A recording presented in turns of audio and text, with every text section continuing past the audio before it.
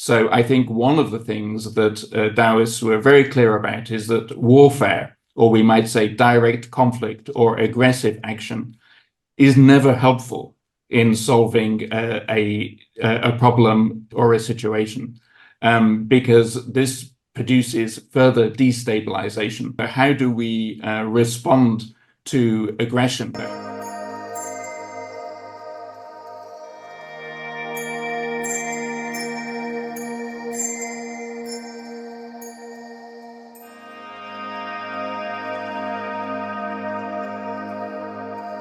So once there was a wise old man. He was known for his balanced and wise nature. This young man from the village who was stressed out with his everyday life came to the old man and said, "Give me some advice, help me out." So the old man gave him a spoon with oil in it, took him to the top of the hill, showed him this tranquil lake and said, "Walk around the lake with the spoon, but don't spill any oil." So the young man came back hours later, very excited that he hadn't spilt any oil. The old man asked him, "Did you notice the sunset? Did you see the birds? Did you see the flowers blooming?" So the young man said, "No, I didn't see any of that." The old man was trying to teach him about Taoism and the art of balance. I'm Anshu Bahanda.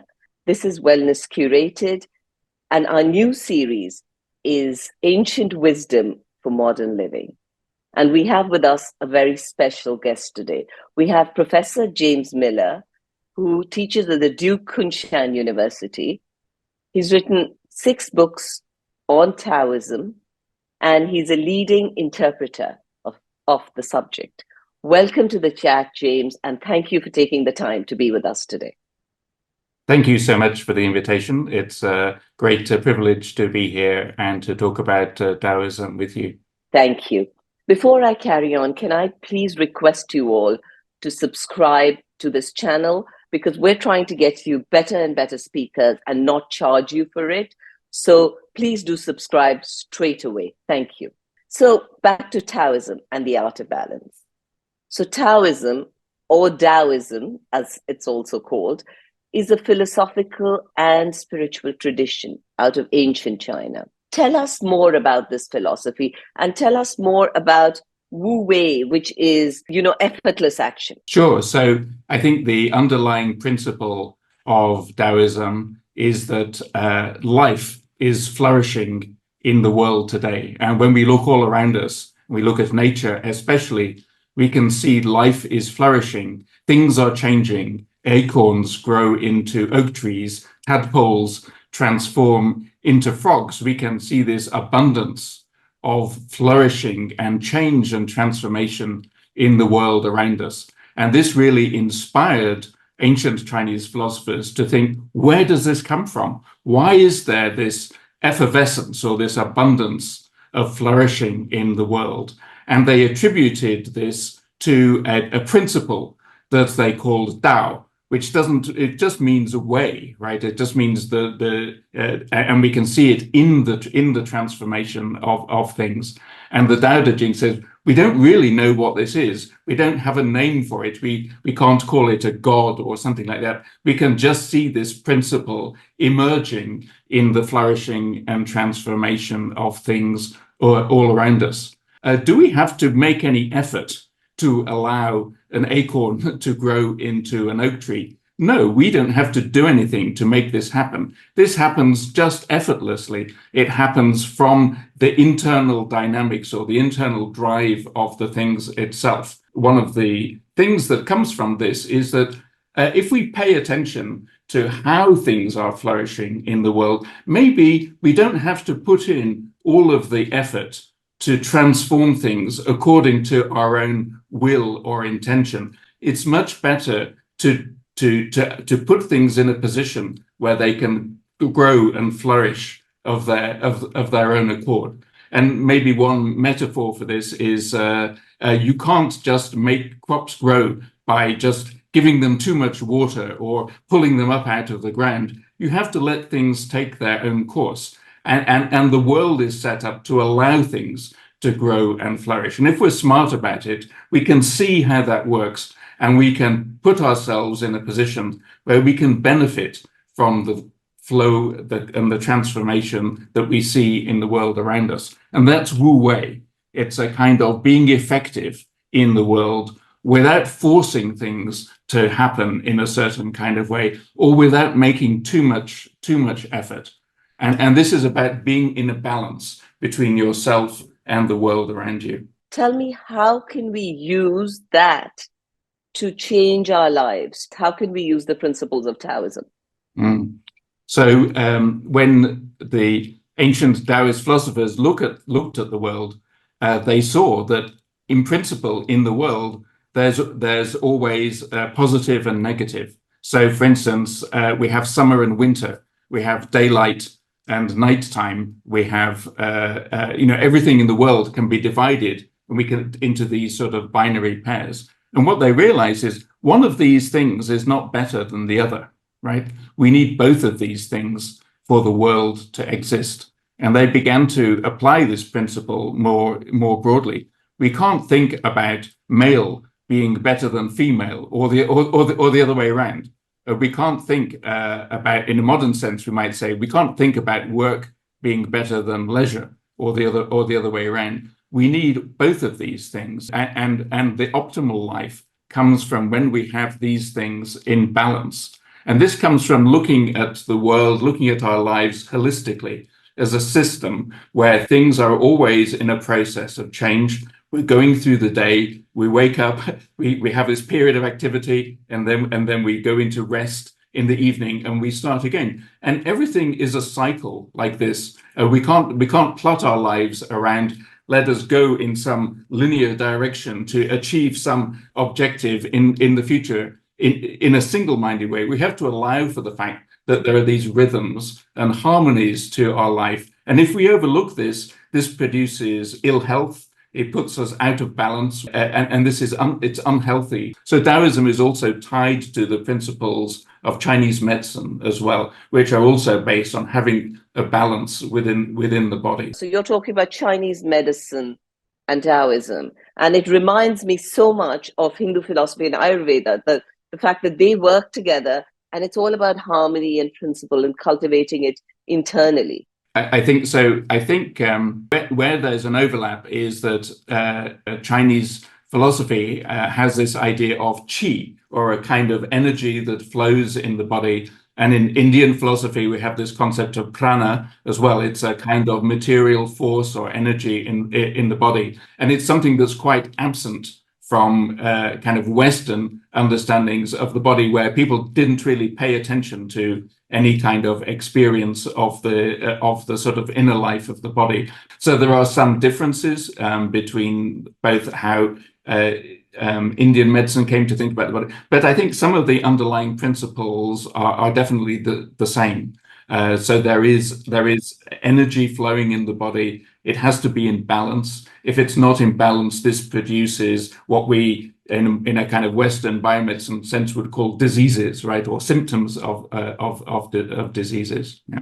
I know that the Taoists had a very special way of tackling conflict. Can you tell us about that? How can we apply it to today? So obviously, Taoists living 2,500 years ago didn't live in the same world that we do today, but perhaps it is possible to think about how we can apply some of their thinking to our world today. And in the early China was a very unstable place full of warfare. So I think one of the things that Taoists were very clear about is that warfare, or we might say direct conflict or aggressive action, is never helpful in solving a problem or a situation, because this produces further destabilization. And so Taoists began to think about, well, how do we respond to aggression? And I think the answer to this is not by responding in kind, but if you like, by deflecting aggression in some way to try and create a new kind of harmony that comes from this. And I think this philosophy underlies a lot of East Asian martial arts as well. and Taoism also is connected to martial arts, where you try and use the strength of your opponent against them. And so I think one of the things that Taoists thought about was in responding to aggression, can we respond in a smart way, right? Maybe there's a way to deflect or divert the aggressiveness of your opponent in a way that doesn't produce direct conflict, but produces a sort of optimal outcome from this situation. So this is, I think, is a very counterintuitive sort of idea. I think often we're sort of primed as human beings to respond aggressively to other people's aggression, and I think this was something that the Taoists thought almost never ever works as a strategy. And so I think philosophers became the forerunners of what we might think about as sort of strategic thinking, not thinking about what's the next step, but what's the step after the next step after the next step. And I think if you can put a conflict or an aggressive action into a bigger context, I think this will help you to respond to it in a more sort of intelligent way. And ultimately, I think Taoists think that our own flourishing as individuals can only take place in the context of the flourishing of the community as a whole, right? We're not isolated individuals. We depend on others, and our own success, our own flourishing can't ever be achieved at the expense of other people. It's never a zero sum game, right? So James, tell me, how did Taoism evolve over time, over the ages, and why has it found fewer followers than there was in ancient China? It's gone through many transformations. So Taoism began, I would say, as a kind of philosophy, perhaps tied to a meditation system as well. It became institutionalized as a religion in China, and there are still temples and monks and priests that you can find in China, and because of globalization, you can find them in all across the world as well. But it's quite small, and so I think one reason is that when Buddhism came to China, gradually Buddhism became the sort of dominant religion in China, and especially more recently, I mean, in the last dynasty of China, the Qing dynasty, very much favored relations with Tibet and Mongolia, and these were all very strongly Buddhist countries, so they very much favored Buddhism as a religion. But this wasn't always the case in Chinese history, and I think today Taoism became something that was very interesting to Western philosophers as well, and has become, and in the 20th century became so I think maybe people might be familiar with other kinds of concepts related or books related to Taoism, like the Tao Te Ching or the I Ching. These became very popular in the West and became emblematic of a certain kind of Eastern thinking or a kind of Eastern spirituality that seemed to be quite radically different from modern Western individualism, and had quite an impact on counterculture in the 1960s, the development of the New Age. I think these are all inspired by these philosophies and spiritualities coming from different parts of Asia to the West in the 1960s and 70s. So I think Taoism very much is alive. It's just has gone through many transformations over its history. There's a famous story of a Chinese philosopher, Zhuangzi, who dreamt that he had turned into a butterfly.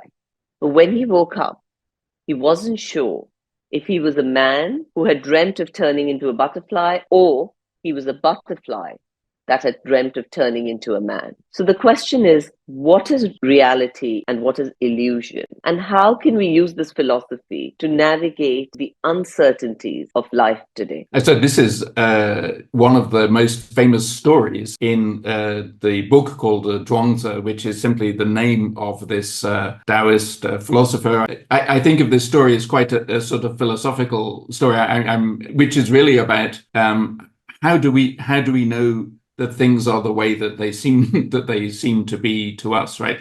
And I think one of the things that this calls attention to is, as human beings, we have different states of consciousness of the world, right? So we can be asleep, we can be dreaming, we can be waking, we can be aware of things, we can be focused on something, we can be concentrated on something, and maybe even we can be so in the moment concentrated on something that we enter into a kind of different psychological state. Psychologists sometimes call this a flow state, where you're so focused on and that you just sort of forget everything around you, and you're in this moment. So one of the things I think this calls attention to is our awareness of the world isn't not just on or off, right? there are different states of awareness. And the second thing is to say that things are always changing. If we think about butterflies, right? I mean, which have these 4 stages of life, from eggs, larvae, and pupas, and chrysalises, these kinds of things. Things are, and so when we look at the world, we think, oh, it's like this, but it's not, right? I mean, it's like this now, right? But I think Taoists always want to pay attention to it became like this, and it will become something else. And so we may get fixed on, oh, what is this problem that I'm dealing with right now? What is this thing that has got my attention here and now in this moment? And this causes us to forget that this came into our attention and will go out of our attention.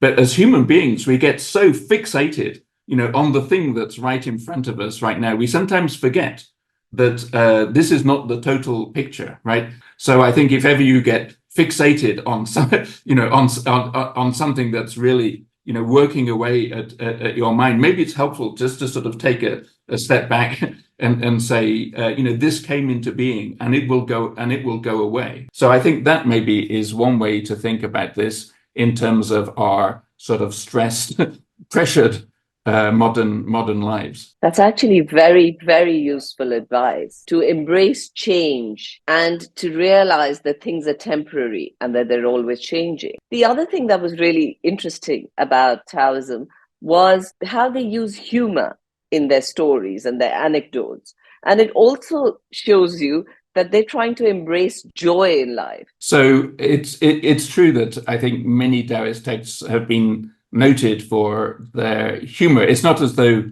they're full of jokes that people tell, but I think there's 2 things. One is the stories sometimes are light-hearted, right?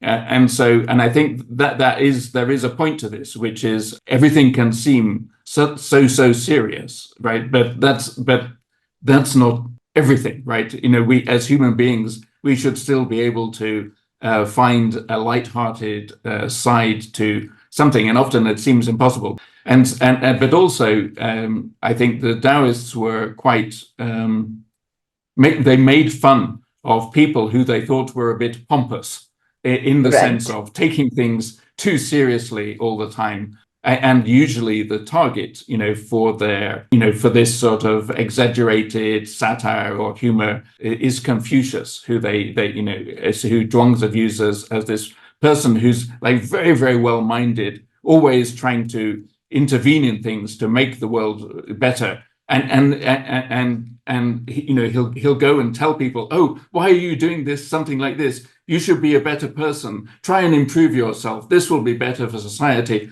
And then whatever it is that he does fails. And I think what Zhuangzi is saying is the world doesn't always work like that. No matter how good your intentions are, or no matter how you want to, you don't make somebody a better person by telling them you must be a better person. And so I think we have to be a bit careful about trying to impose our own moral vision on other people. Right. I think this is perhaps one of the messages of this story. we have to be a little bit deferential to other people and other people's situations. And maybe humor is a way to resolve the tensions that come from the fact that I see the world in this way and you see the world in another way. Also, the book Tao Te Ching, which you'd mentioned earlier, it uses a lot of paradoxical wisdom. So they will talk about softness over hardness, or Wu Wei as action through inaction. Why do they do that? What is the learning there? The Tao Te Ching is a very short book of 81 chapters. They're like very sort of pithy aphorisms, like short statements that seem a little bit weird or paradoxical. And a paradox is something that on the surface appears to be self-contradictory, but what it's trying to do is point to a deeper meaning that resolves the conflict.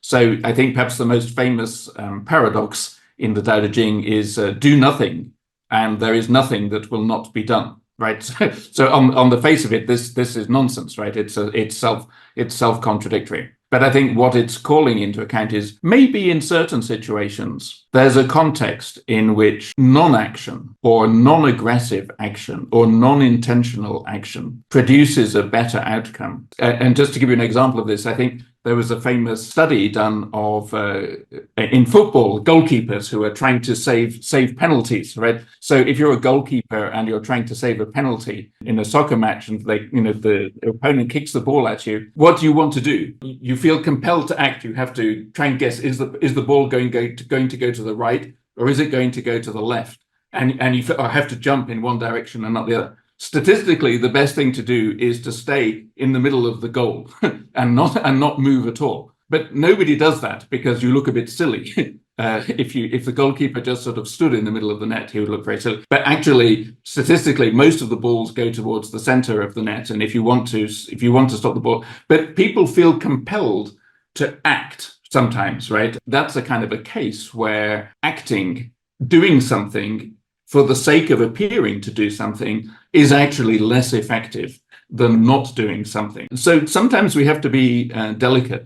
The Tao Te Ching says governing a kingdom is like boiling a small fish. That's to say it's a task that seems to be very enormous, how to govern a kingdom. But it's actually something that has to be done with great finesse. So I think there are many sort of small paradoxes in the Tao Te Ching that are designed to call our attention to maybe the obvious way of acting or doing something in the world. And one way to think about Taoism as a whole is really it's just a philosophy of action.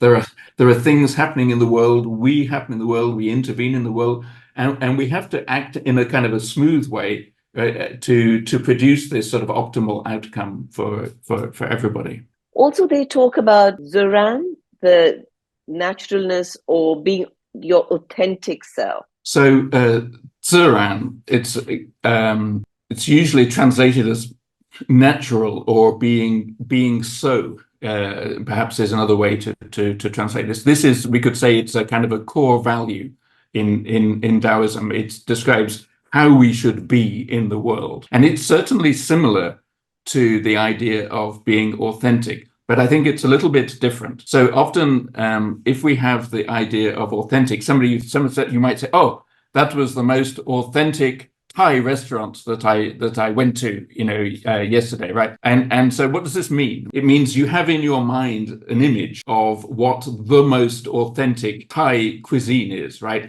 And that this restaurant that you went to conformed to this ideal picture that you have in your mind, right? In kind of modern West, we have this idea of people should be authentic or they should express their own true identity or something like this. So being authentic in that sense is conforming to some kind of ideal that you have about how things properly ought to be.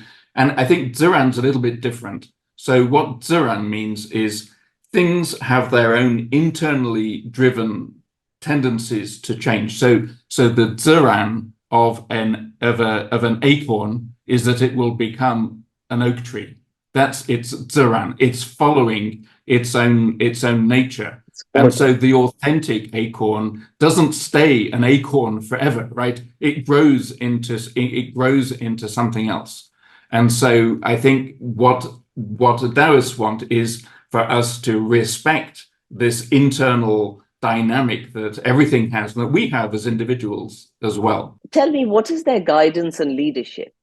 So the Tao Te Ching contains many verses and chapters that seem to be aimed at giving advice to a ruler. And I think this was in ancient China, we could think about this in terms of what are the best politics or policies, or how should the ruler be.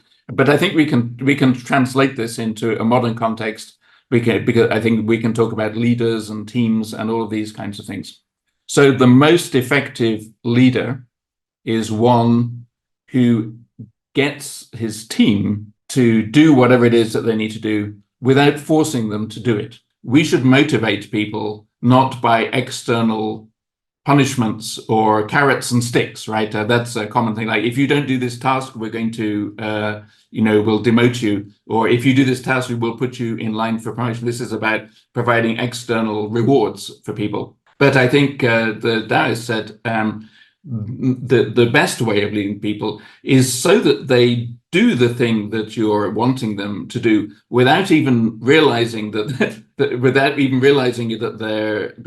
they're doing it because they're motivated by some external reward. That is, they internalize for themselves the thing that it is that you're trying to do. So this is about appealing to people's internal motivations or dynamics. I think if people in your team think that their own, that they're doing this for their own interest and also for the team as a whole, and not because there's a big boss with a big stick telling them to do this, this is going to be more effective in the long run.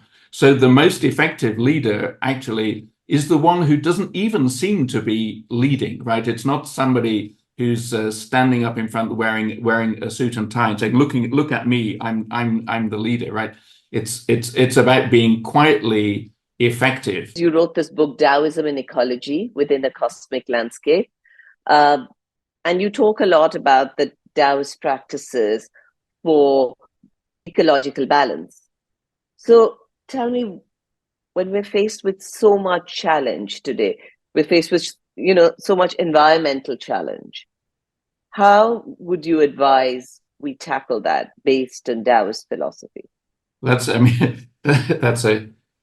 huge issue, and I think the first thing I would say is that it's definitely true that if we look in the history of what Taoists have done in ancient China, we can see that they definitely cared about their environment, and so the maintenance of their living environment, caring for the trees and marshlands and things like this, was something that they considered to be definitely important for their communities. So I think, and I think this points to the fact that perhaps China has been going through, or people in China paid attention to environmental degradation for many hundreds of years, and this has been happening in different ways in China for a long time. But Taoists certainly paid attention to this, and their motivating concern was that if something bad is happening in the environment, this is not good for me. This will not produce a flourishing human community if we don't also have a flourishing environment, right? So human communities can't exist completely isolated from a flourishing environment. That seems to be the underlying rationale of this. And I think this is something that is lacking, I would say, in a kind of debates about environment today. So some people say, oh, we should save the planet, or save the whales, or whatever it is. And of course, we should be concerned about those things in the natural environment. But why, right? So the Taoists are very clear about this. It's the flourishing of the world around us is necessary for us as human beings to have a flourishing life as well. So I think what the Taoists would say is, don't think about the environment as this thing that's outside you, right? It's also inside you. That is such a lovely note to end it on, that we are nature, we're not separate. Before I leave you today, I want you to think about this visual. There's a stream going through a forest, and there's rocks on the way, and it just goes around the rocks. It doesn't push them. It's not aggressive with conflict. It just maneuvers around the rocks. And over time, even the edges of the rocks get soothed. That is Taoism. Thank you, James. That was absolutely spectacular. I've really enjoyed the chat. Thank you for your time and for adjusting your time from China to be here with us today. Thank you so much, very much. I enjoyed it very much. I hope you enjoyed our first episode for Ancient Wisdom for Modern Living. In 2 weeks' time, we're going to talk to you about Zen practices for daily living. Please do join us for that. In that, we will talk about presence, mindfulness, and how that can help you manage stress and live more fulfilling lives. Thank you.